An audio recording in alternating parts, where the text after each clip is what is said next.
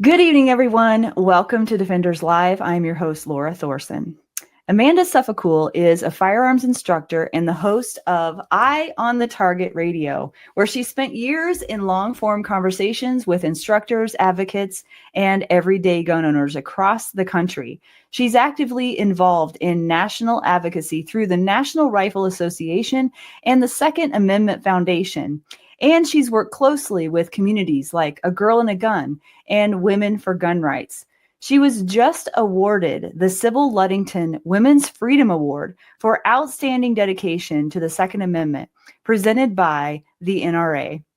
What makes her perspective most valuable is the position she's been in for years through conversations, events, and her involvement across multiple organizations.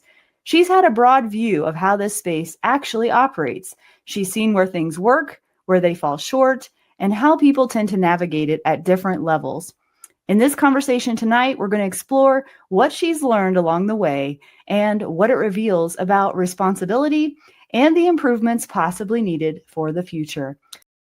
Before we get started, make sure you're subscribed, whether you're watching on Rumble or YouTube or listening on Spotify, Apple Podcasts, or anywhere else you find this show. If you don't want to miss another episode, head to defenders-live.com and become a free subscriber. That way, every new episode gets delivered straight to your inbox. And if you're looking for top-tier firearms and self-defense training, go to defenders-usa.com and check the calendar to see what's coming to your area this year. Thank you so much for having me. I really, really appreciate it. You bet. Yeah, this is going to be a fun conversation. And we were already having fun before the show started. I'm like, wait, we need to push record before we say any more. So what I wanted to say was that I've watched you on a few different podcasts now, trying to do my research on you. And a lot of the times when I research people that I'm getting ready to interview, it makes me realize how much I don't know, Amanda. Oh, yeah. Mm-hmm. Yeah, right. And that's where we all are.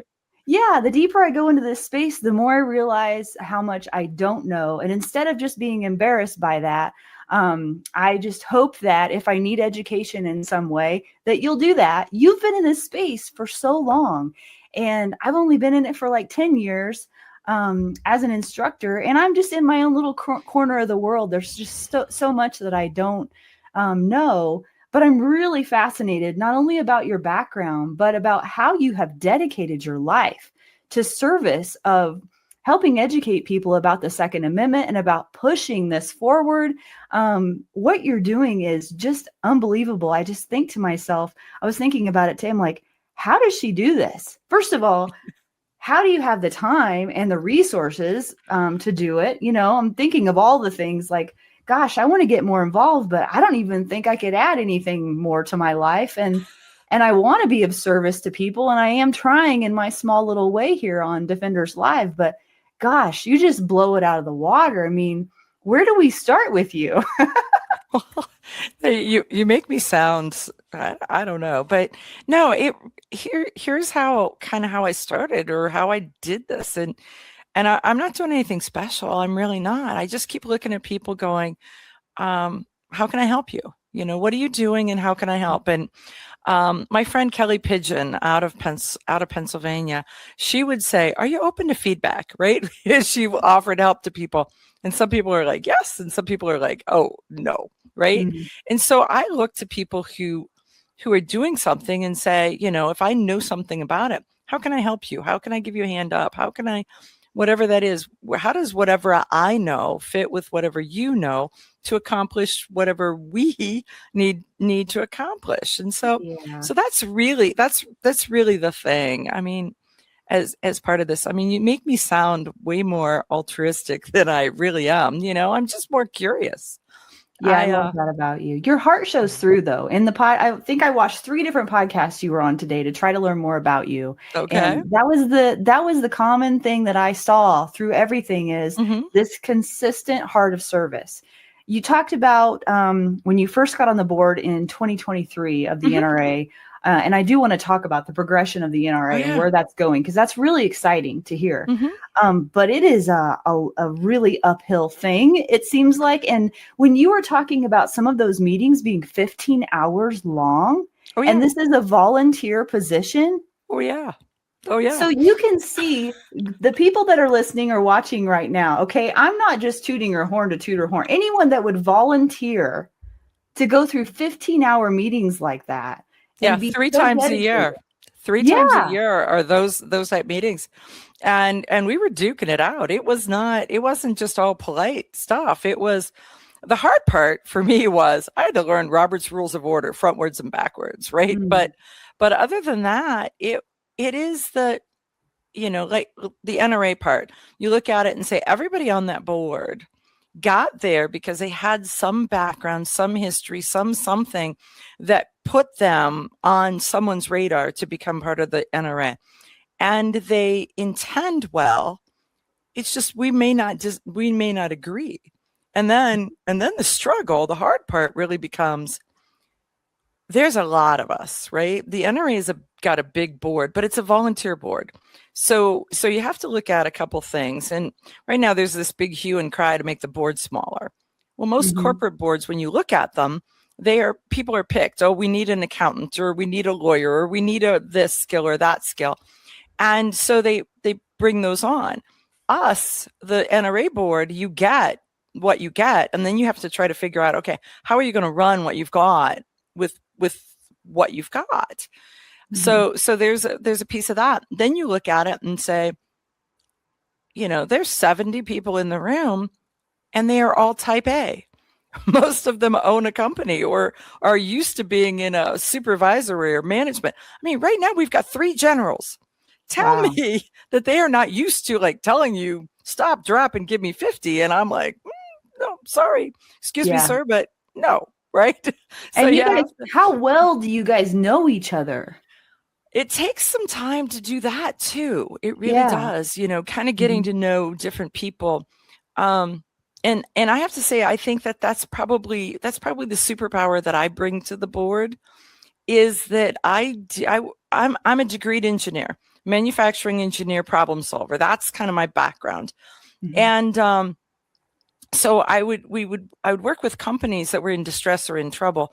And so you had to hit the door. You had to identify immediately who the people were, what motivated them, what their skill sets were, where they wanted to kind of be, and then kind of fit them and build teams and that kind of stuff.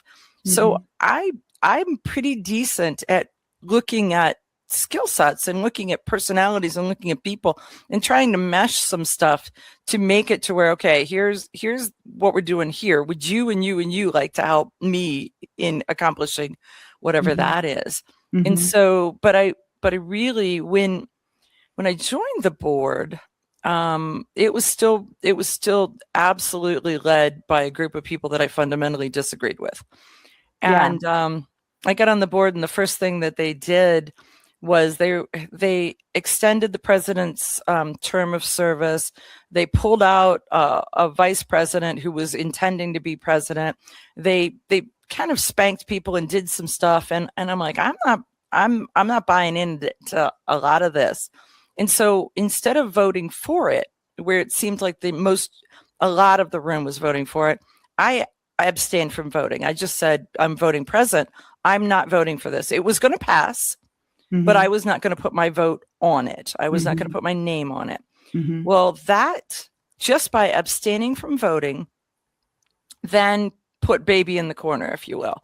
They so I got taken off all my committees. I was then kind of banished into the punishment that they would use in the NRA board was if you didn't come in for committee meetings, you didn't get to know the other people. You didn't get to build friendships or understandings or any of that because they brought you in right before the board meeting, kept you through the board meeting, and sent you home. So you were kind of segregated or separated. So I'm like, that doesn't make sense to me. That doesn't really work for me. So I personally paid my own way to get there early, stay over the period of time where the committee meetings were, and do that to get to know people, even though I was taken off all my committees. Somebody who is now no longer with the NRA or no longer on the board told me, oh, well, we only did that because some board members are all fluff and no substance. Okay, there you go. just call me Fluffy, right? so I was like, okay, well, we'll see what happens. But things are starting to change. This is why I'm excited about it, because I've had conversations with other instructors and been in the community at least long enough to realize the NRA for the last good while, has been struggling. Right.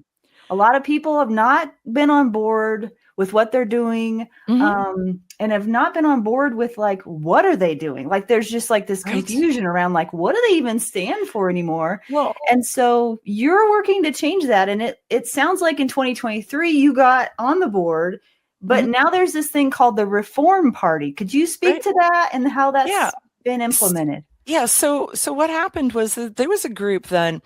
So I got put in the corner. There was others that were there that were unhappy. And so they started to build this core team. And then in the 2020, so that was 2020, the 2023 to 2024. 2024 election, there were 4 guys who ran on the reform ticket, the 4 for reform. And knowing, and so a lot of people were like, oh, there's where the reform happened.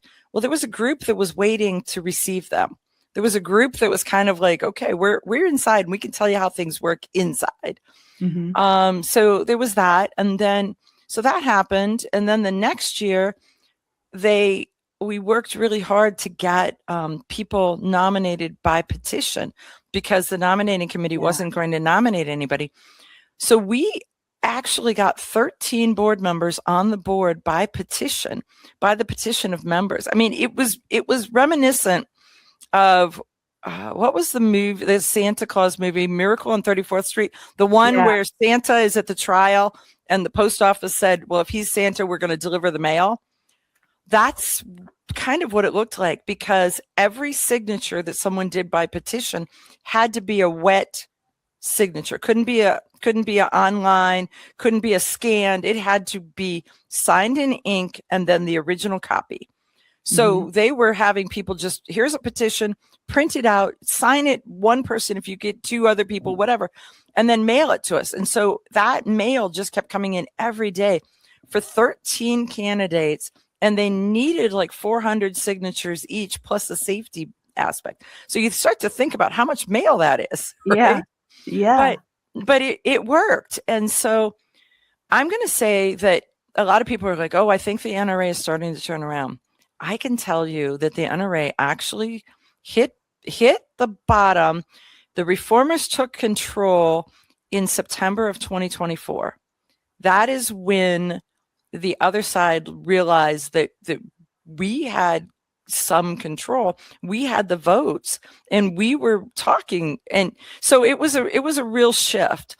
I mean, some of you or some folks may have seen the video that was the members meeting in Dallas in 2024. So that would have been April or May. And David Giamani recorded the board members fighting back against the officers of the NRA about things that they were trying to do and trying to shove down our throats. And it just so happened that I was the speaker that kind of broke the camel's back, if you will. They were trying, it was crazy. Some of it just still does not make sense to me. They were trying to move out of Virginia, but in doing so, they have the big blue iconic NRA building. They had signed a non-binding letter of intent to sell the building for 50% of what the building was appraised by the bank for. And when you get a bank appraisal for like a loan or a line of credit or whatever, they're not overly generous. That's not what it's really worth, right? They've got a safety cushion. So they had that, and they were trying to force the board to go along with it by, at the members meeting, having the members tell the board that they wanted to sell the building and move from Virginia to Texas. So they were hoping, since they were in Dallas, that they could cause the members to say, come to Texas. We're ready for you, kind of thing. What was the reasoning for that, though? I still don't know.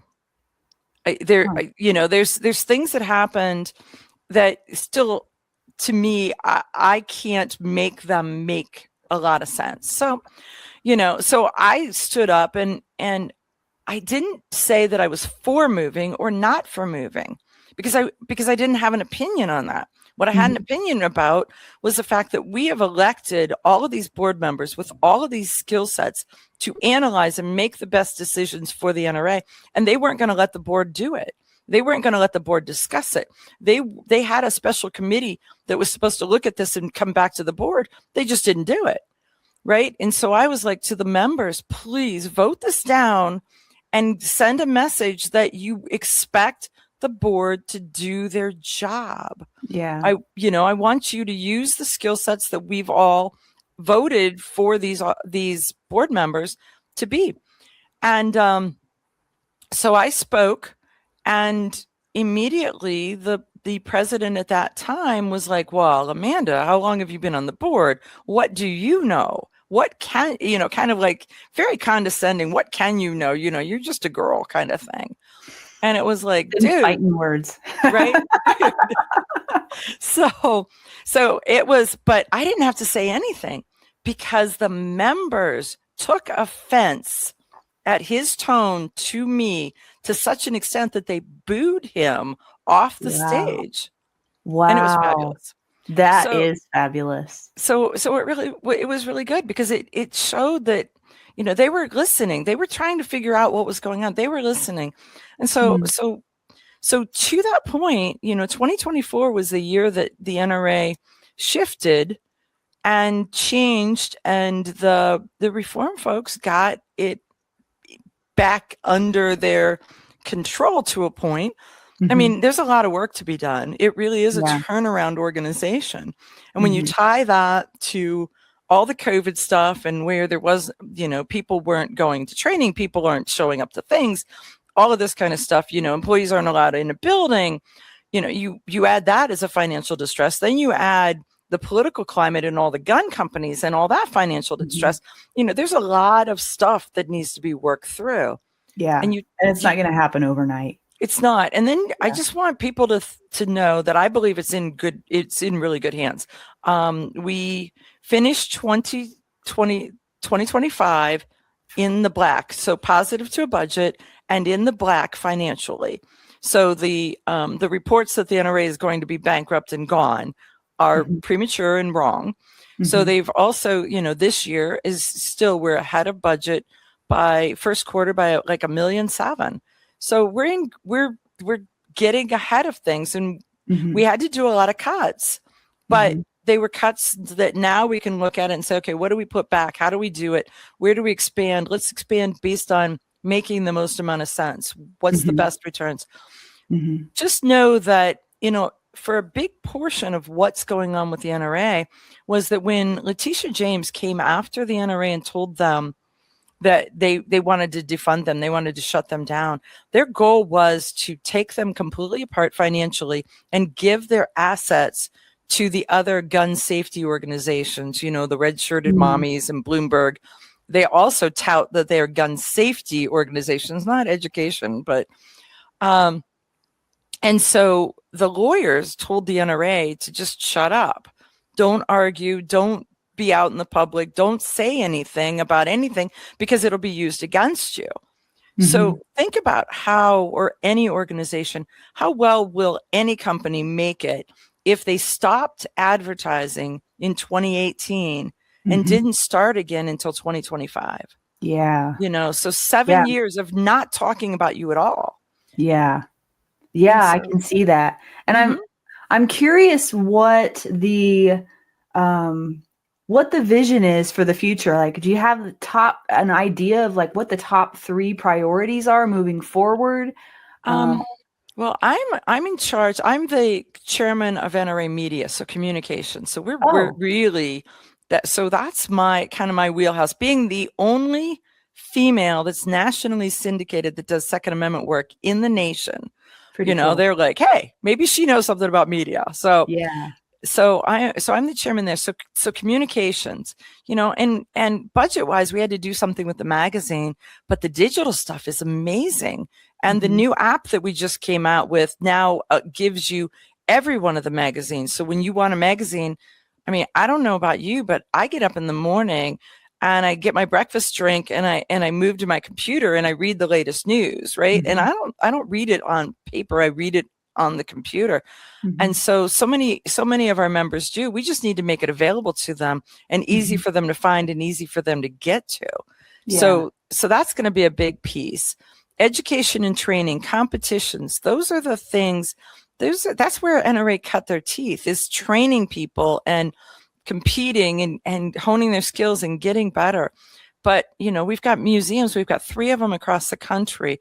We've got Whittington Center that's like 35,000 acres of a premier shooting sports event location, So there's a lot of stuff that different committees are grabbing and running with. And so every time I come to a meeting, I love hearing that, where the committees give their reports, because it's like, you're working in your segment of the pie, and somebody else is doing something completely different, but no less important, just different.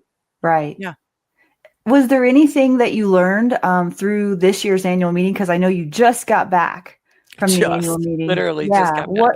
What is the news to report from this year's annual meeting? The financial budget, that is absolutely really, really big for us. I don't know if did you hear anything about the Voices of the Second Amendment? We've done something kind of different and new. The NRA used to. Media wasn't, that was on sufferance. So what we've done is we've started to invite podcasters and writers and bloggers, anybody that's doing like audio or video work. We've got a whole section on the show floor where they're down there, and we're giving them access to all the NRA board members and all the NRA officers. What a great idea. And all the other companies that are there on the show floor. Yeah. So these guys started to produce hours and hours of content.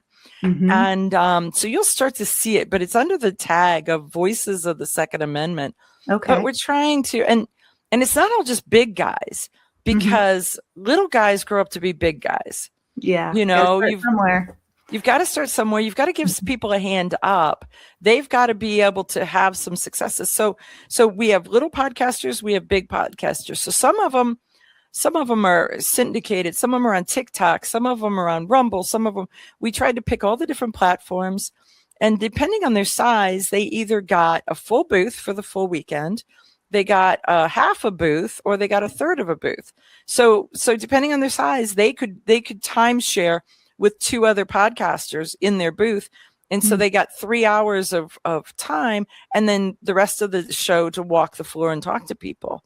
So it's a really, that I think has been a huge success. And then the app, I'm going to say anybody who's got an iPhone or a cell phone or an Android that is an app type person, go download the NRA app. And I think it's the red one. I'm trying to look. Yeah, there's a couple different logos. Oh, okay. So it is the red logo with the white letters, but that is the app that you put your membership number in. You can get all the magazines, you can get all the member benefits, you can get the latest news, you can file in on different things. So if you want to know about NRA women, or you want to know about hunting, or you want to know, you want to know the political stuff, whatever, it'll pre-sort and feed you that type of information. So, and we're just starting with that. It's going to be amazing. I'm excited about that. I'm wondering, because, I think that the image, at least from my perspective, I could be wrong, but the image that I've always seen and known the NRA as has been the Good Old Boys Club. Stale, pale, and male? Is that yes. What you're saying? Right. I have told them that on the board floor. You have. And they look a little shocked, right? Yeah, but it's true. but it is. It's going to be, I'm excited that there are new voices like yours, especially women's voices that are on the board. And as you know, the demographic of women that are rising in the community is growing rapidly. Right. And I'm just curious if there are any new ideas around that, or I don't know. I'm excited to look forward to something, but I'm not sure what to look forward to. What to look forward to? Well, let's get down to that. So first, there were new board members. So this election, I'm not sure how many women were elected. New, brand new, fresh, not had been on the board before. There were 3 new women. And then I was elected, Linda Walker was elected. So at least 5 of the board. So let's just, so it's growing. The women is growing. And, I'm a woman of a certain age, right? And I have been, when I first went to college, when I first got a job, people would look at women and they're like, I'm not sure I want one around, kind of thing, right? I'm not kidding. I went to engineering school. There were 4 women in the entire college for engineering, right? That was it.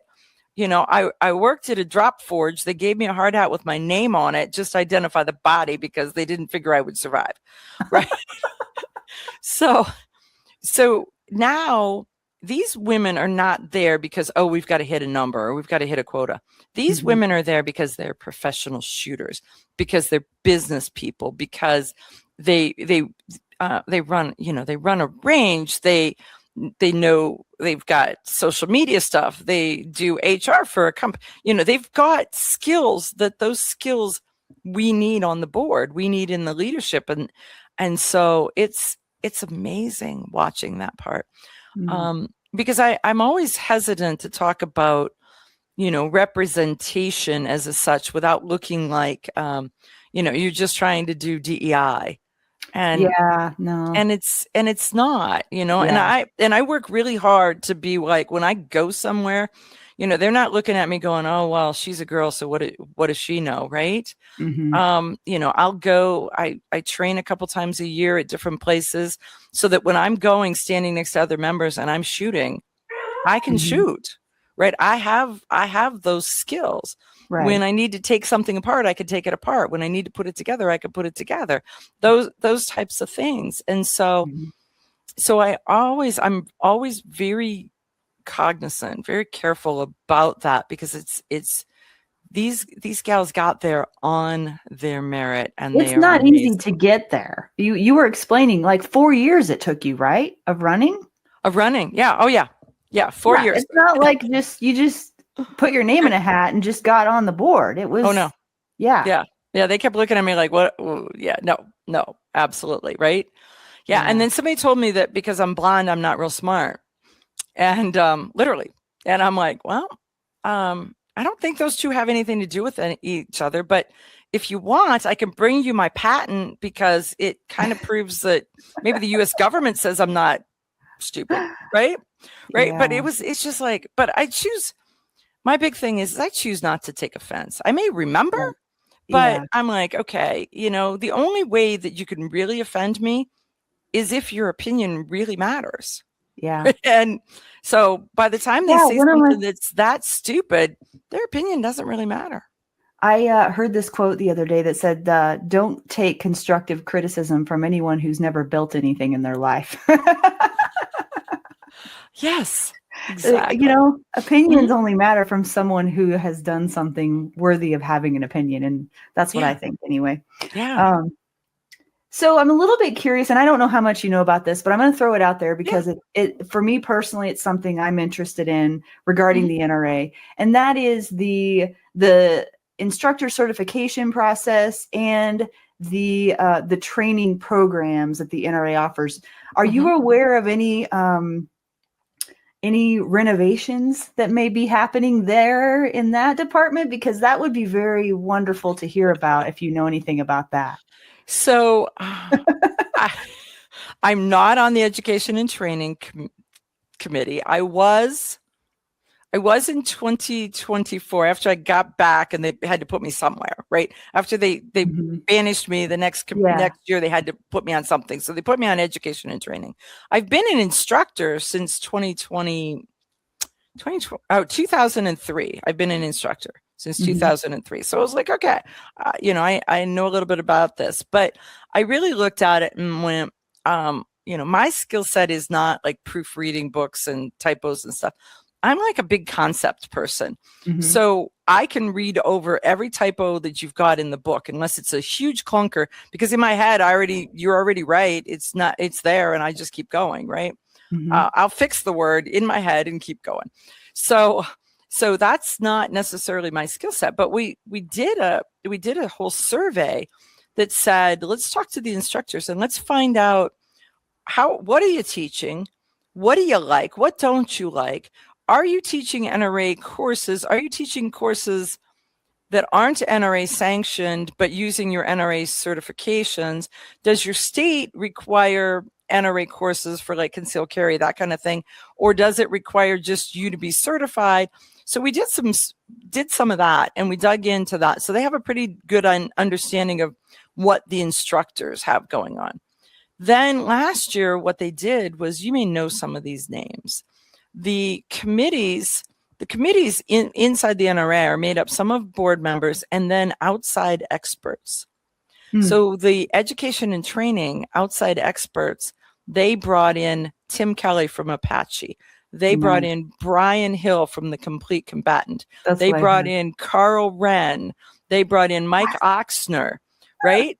So when you look at that, it's like, I don't know what they're changing, but I know that the people they're talking to are amazing. I'm excited about that. If you've been listening to Defenders Live and something in you knows it's time to go deeper, not just in your training, but in your life, become a paid subscriber of Defenders Live. Each month we meet for a live group call, having real conversations about physical growth, emotional discipline, and spiritual strength. You'll be part of a growing community of people just like you, committed to becoming true defenders of life and of their families. This isn't about being perfect. It's about showing up, doing the work, and not doing it alone. So go to defenders-live.com and become a paid subscriber and take your next step toward becoming the kind of defender this world desperately needs. So the future looks pretty bright based on that, right? Yeah, based on that. I knew Brian was in there, but I didn't know any of the other names were in there. And those are all wonderful people as well that will be able to contribute greatly. So, but then the thing is okay, is the system constructed in a way now where you bring those fresh, voices in there? Are they going to get heard? I know. That's what I'm wondering. I don't know. And it may take a little bit of time. I'll tell you that a lot of the committees have shifted and morphed and changed. And so the reformers are now leading those committees.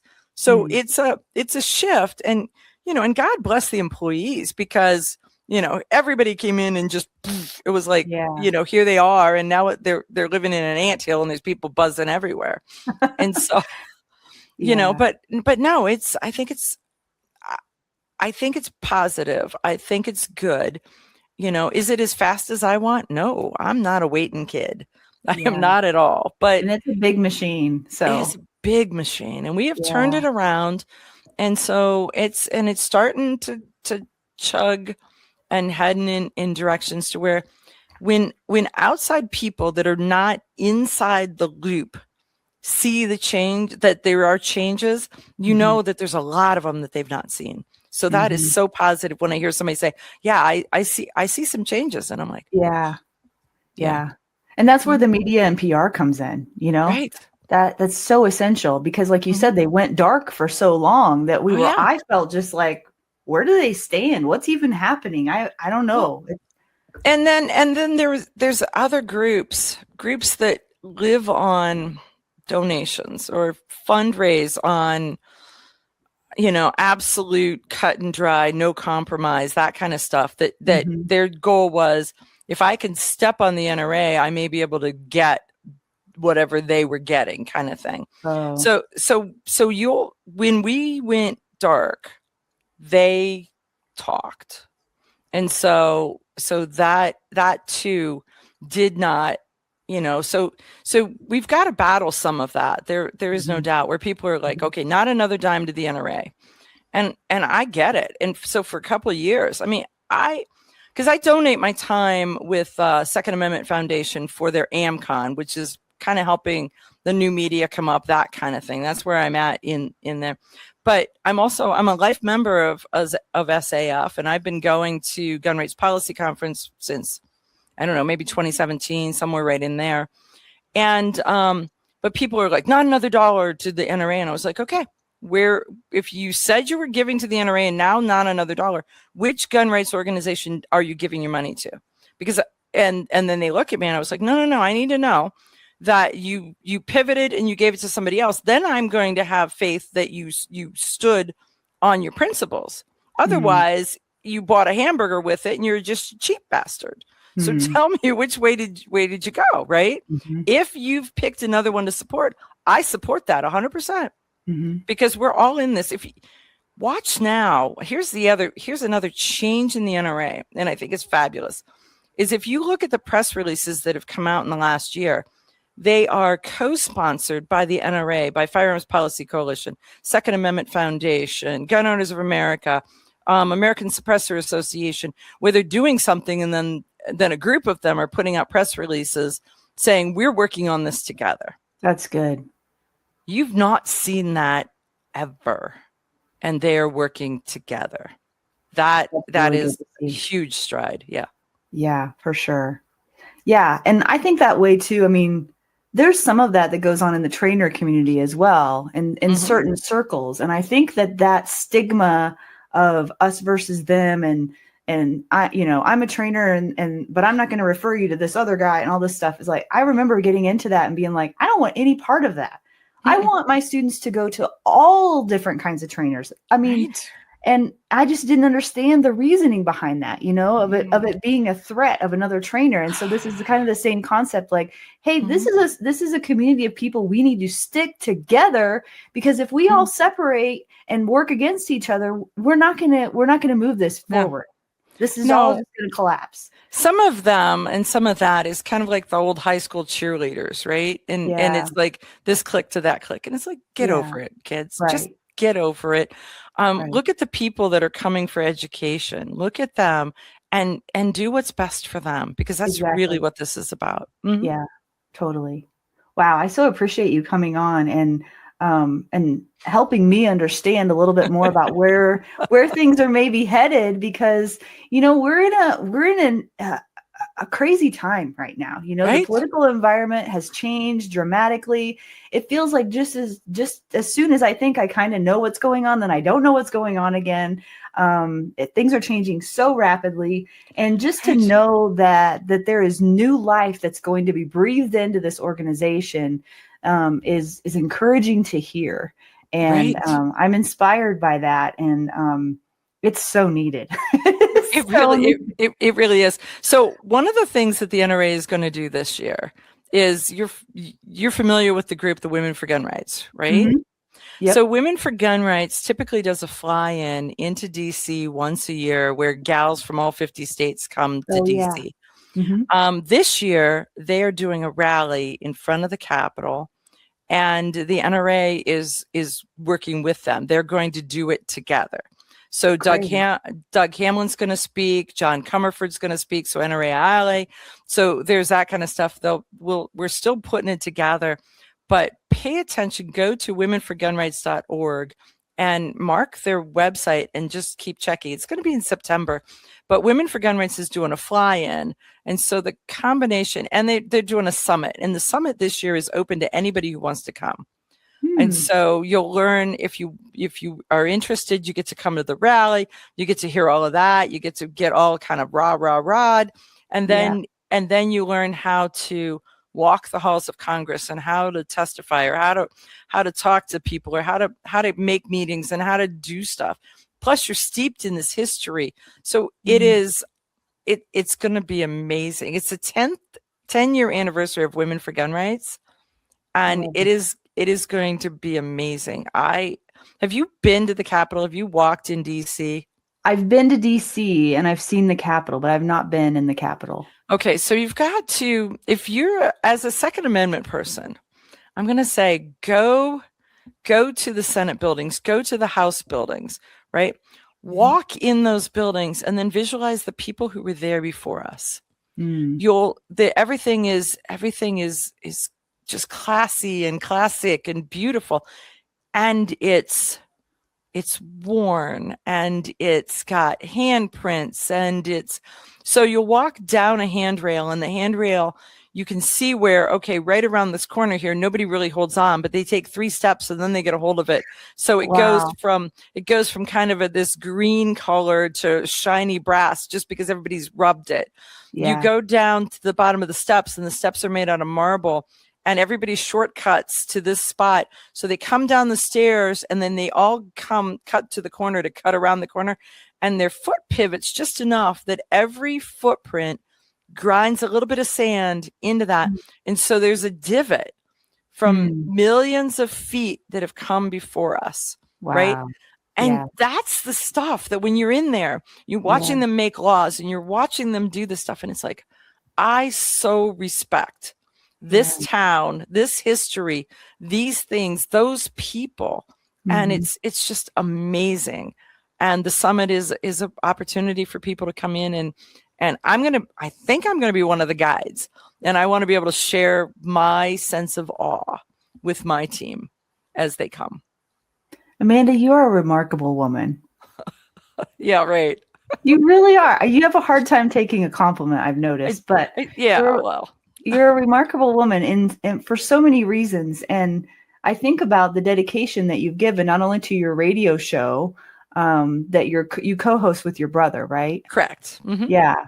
But the advocacy work, I mean, all volunteer, traveling all over the place all the time, there must be a level of fulfillment that outweighs the sleepless nights or the long meetings or the travel, endless travel. Like, what is it? What is it that keeps you going? I think I'm an optimist, and I look at the calendar and I'm like, I could do this. And then I'm trying to do it. And then I'm like, what was I thinking? Right. Yeah. So there is a little bit of that, but no, what is it? Lori Blackwell out of Illinois. She's part of Women for Gun Rights. She's the Illinois state director. She's like, it's the fear of missing out. Right. I want to be able to help people, do what they want to do, accomplish what they want to do. I want to leave the world a better place. And, and so part of it, it's just, you kind of go down a path and you're like, okay, well, this makes sense and this makes sense. And then I'm wired to be a problem solver. So when you put a problem solver with a curious person with time on their hands, right? It's a dangerous combination. A wonderful combination. So my poor husband, I've been married. I mean, there's times when he's like, are you going? And because in addition, I got involved in politics because I live in the town in the county that has Kent State University in it, Fort Dead in Ohio, May 4th, 1970. And so that is an absolute, it's my alma mater, but it's an anti-gun school.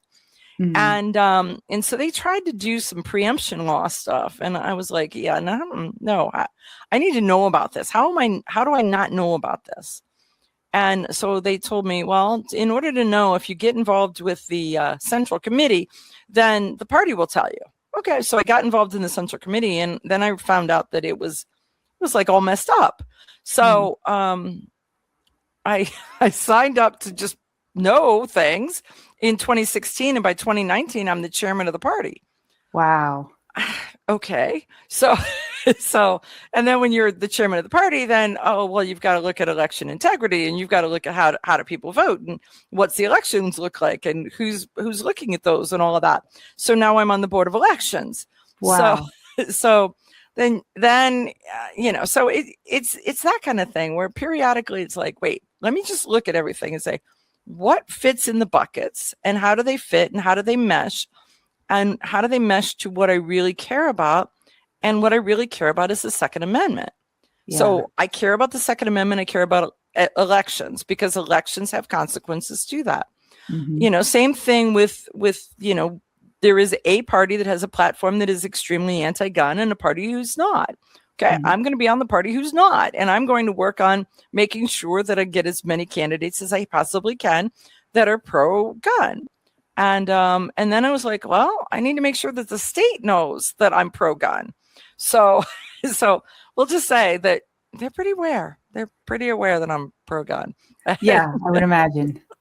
It sounds like this has been kind of a snowball process for you. Am I right in thinking that? It wasn't a plan. It absolutely was not a plan. You were an engineer for a long time. Yeah, because those two things don't really go together, but you do have such a background with the Second Amendment, because I did watch about you talking about the family you grew up in. So this is just like part of who you are, which makes sense. So that part is a natural fit. But I bet when you were inside your career, or did you start this advocacy while you were still within your career? Oh, well, I was still in so there for a while. And my career is kind of eclectic too. Visualize this, right? So, I mean, I have a patent in hydrogen generation heat transfer. I was the plant manager for a sunroom and solarium company. I was the quality manager at a company that did dirty bomb detection and radiation detection and worked with Homeland Security. I retired doing quality out of an aerospace company. So my elevator speech was, I keep airplanes in the sky. Most people find that important. So, that there was that. But in there was a gap when, because I am extremely tight with my brother. I mean, the two of us we might as well be twins. We're completely different people, and he's so laid back and I'm not, right? But we do so much stuff together. And I was the plant manager at a company when the company imploded. The CEO and the president got in a fight, and they fired the president, and then they started firing all the president's men, anybody he hired. I mean, to the point where it was so screwed up that they took the entire company to the parking lot and they burnt the president of the company's parking sign. Burnt it in effigy right there in front of everybody to say, this is a new day. This is a new thing. Jeez. He's gone, right? It was vitriol filled. And then one day, so they fire this guy, they fired that guy, not for cause, just because he was hired by the president.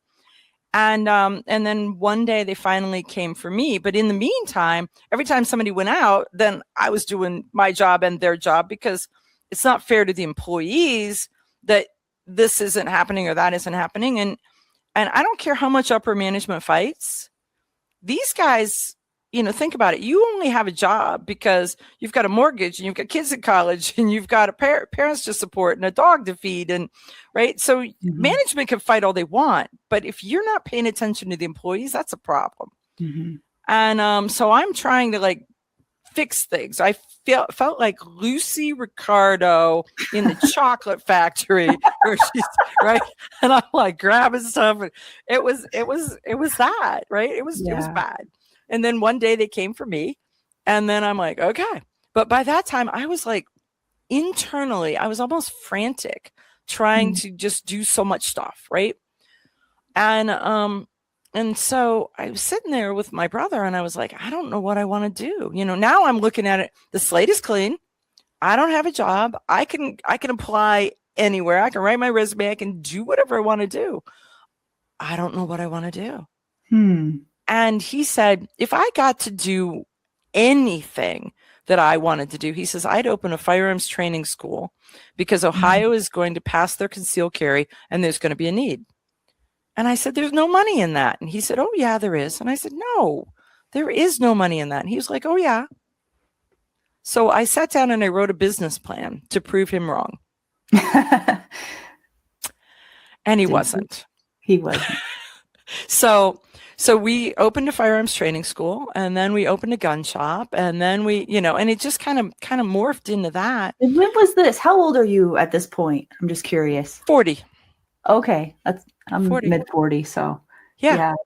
I kind of had a pivotal moment in my early 40s, mid 40s too. So yeah, I think that's pretty common. I think it seems to be anyway, but I was like, okay. So you just totally shifted then, huh? I totally shifted. And then, so we opened a gun shop, and, we did a lot of that kind of stuff. And then we ran ads for the gun shop and for the concealed carry, and the local radio station, which was a talk radio station.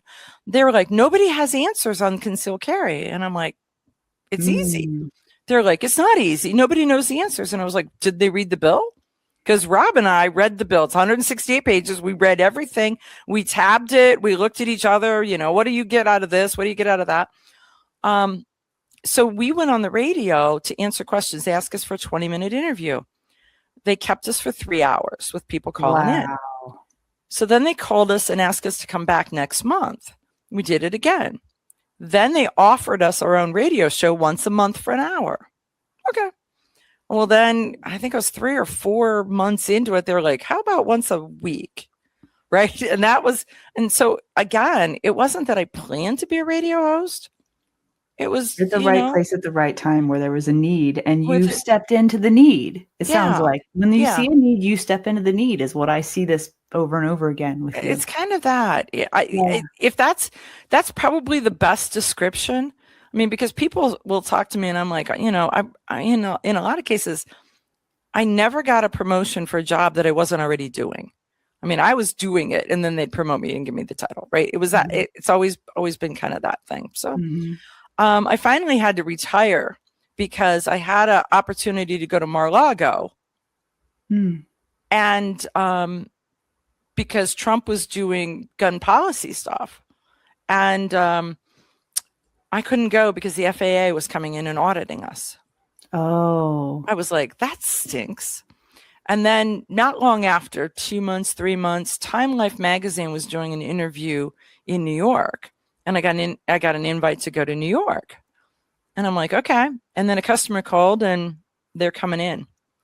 And I can't go because I've got a customer there. So I have to be there for the customer. So I went to my boss and I was like, you know what? This job thing is getting in the way. So I'm like, here's my timeline. Here's when I'm going. Give me somebody. I'll train them, and we'll make this work. But I'm peace out. I'm going to figure out a way to get out of here, and I'm going to do what I want to do. And that's kind of the beginning of that. I love how life sometimes, it feels sort of like a river. I'm not trying to quote a Garth Brooks song, but it is in some ways. It's sort of that way. Like you're flowing down the stream, you sort of think you know where the current's going. And the next thing you know, you're like off over here and going, right.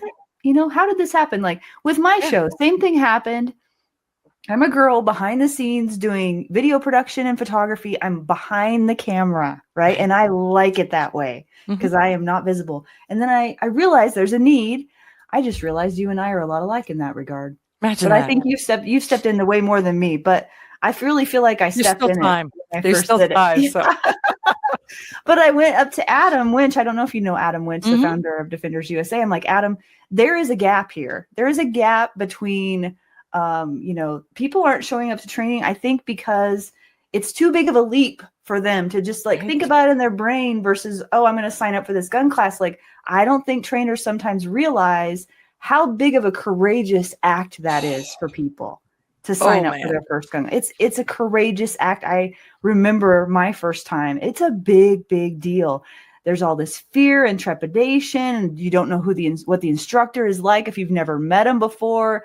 And especially women, I can just speak for myself. Like, I have been condescended many times by men in the past, right? And I'm thinking, I'm going to go to this gun class and this big burly dude is going to be like drill instructor, sergeant dude on me or whatever. And, I just need somebody who's going to be patient with me and kind and work with me. And that's what I ended up getting. Thank God. But there's all the fear of like, oh, worst case scenario, right? And what if I look dumb in front of everyone else? And I've never done this before. I could fail. And it's just, I just think that we in the community forget. I absolutely agree with you. I still get most of the time I sign up for a class because I try to go to a couple of them a year, different instructors, different places. I sign up for a class. The day before, when I get there, the night before, I could just turn around and leave easily. If there was some reason, I'd be like, peace out. That's why women go in groups sometimes, like bring a friend along for moral support kind of a thing. Because that's what I did in my very first gun class. I was terrified. Yeah, I still get that way. Let me Yeah. tell you about a class that I took one time because and I have to laugh at myself. I have to make fun of myself, and I really do. But so I try to pick out different people that I want to take their classes. And I wanted to take a Riley Bowman class. I've been watching his concealed carry stuff all over, and I was like, okay. And across my Facebook comes Riley Bowman saying that he's doing this pistol practice class, and there's a few spots left. Sign up. And I was like, Riley Bowman, pistol practice, concealed carry, So I clicked in. I read the first paragraph or so. It's in New Mexico. I've never been to New Mexico. So I sign up for a class in New Mexico for a week, right? Just boop, boop, boop. Okay, I got it. And then I'll figure it out. So I signed up. I was good. A couple weeks later, I was like, hey, I better start planning this. So I put out the word and said to anybody, hey, is anybody else going to this? If anybody's going to it, let's team up or rent a car together, whatever, right? And, and I've got a fairly decent sized social media following. And so 3 gals said that they were going. Okay. So we made arrangements. We're going to share hotel rooms. We'll get a rental car. We'll do all this stuff. So we are literally in the car from the airport driving to the hotel when I said something about, I am so excited to be training with Riley Bowman and, his concealed carry stuff and all that. And they're like, what are you talking about? And I said, no, this is, Riley Bowman's teaching. And they're like, yeah. And Tim Herron and AJ Zito. And it is a USPSA masterclass class. Oh, I'm like, oh, right. And I was like, no, I read this. And they're like, you didn't read paragraph 2. I was like, I didn't need to read paragraph 2 because it was Riley Bowman. And right. So literally, I go from, I should do pretty decent in this class to please God, just don't let me be last. Right. So I go to this whole class and and there's masterclass USPSA guys and all of this. They were fabulous. And I'm like, and so AJ Zito, and I'll remember this to the day I die. I was like, he's like, okay, what do you want to learn? He's like, we're going to do this. We're going to do this. We're going to move and we're going to shoot. I was like, peace out. I can't move and shoot. I can either shoot or I can move. Right. I can't do both. And he's like, oh no, you're gonna. And I'm like, I don't think so. So by the end, I was so freaking proud of the fact that I came in at about, I was in the bottom 20%, but I wasn't in the bottom 1%, right? I was thrilled that that's where I fell in, right? But it was so, and I just laugh at it now. It's like, okay, well, whatever, whatever. They didn't kill me. They didn't eat me. You learned really good stuff. And I learned now to read paragraph 2. Yeah. And you were in the car at that point. So there was no turning back. It was no turning back. That's really fun though. It is fun for me sometimes to really jump off the deep end. Oh, it was pretty just deep. To find out where you land, I think that's the adventure of life sometimes. Right. Maybe. Otherwise it'd just be boring. Well, it was that. It was something. That's a great story. I love that. I was referring to brand new people, but yes, you're right. I have taken, I remember when I took Brian Hill's deliberate coaching class, I felt the same way. I felt very like, I don't belong here. What am I doing here? Like all of the doubts in my mind, but it turned out to be a wonderful thing. Well, I think that the beauty of all of those doubts in your head are the fact that when you get someone new or when you're talking to someone new, you absolutely can stand in their shoes.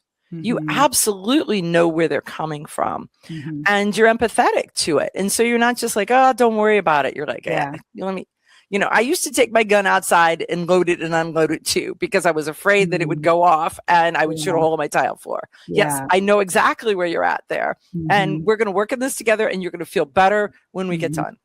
Right? It's a great feeling to help people like that. Yeah, it really is. And I hope I never forget what it was like to take my first gun class. I hope I never forget that feeling, because I think the more that I, further away I get from that day, I still don't think I'll ever see someone who comes to one of my classes and ever look down on them and think, Mm-mm. oh, they should know better or whatever. I just think Oh, that's one no. of the gifts God's given me, is to Mhm.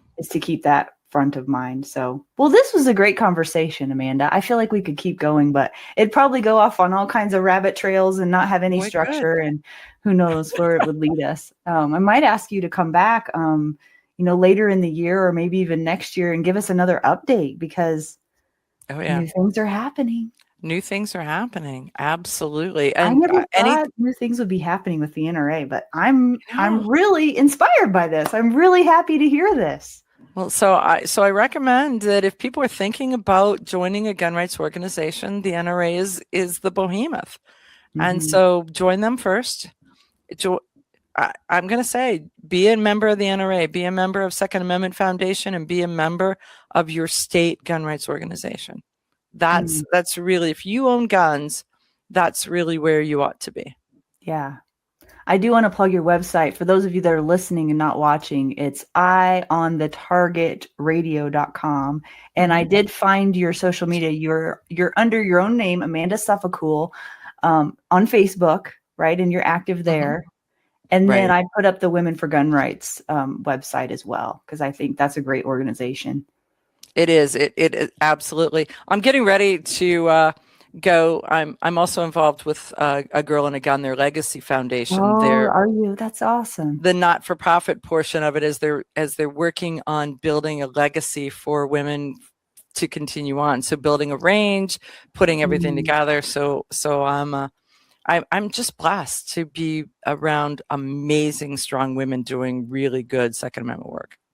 Yeah, you've had a wild ride so far, but it sounds like it's been a great journey, and you're just doing such good work. I want to thank you for the work that you're doing, Well, on thank behalf you. of all of us, because you're really tip of the spear, leading the charge and um, doing it courageously, speaking out when you need to speak out. And not everyone is equipped for that, and it Yeah. seems like you're just naturally gifted in that area. And that's amazing to see. And I Well, appreciate thank your you. time. Thanks for spending time with me today. Well, thank you. I really appreciate it. When Adam was like, "What do you want to do this?" I was like, "Oh, yeah, absolutely."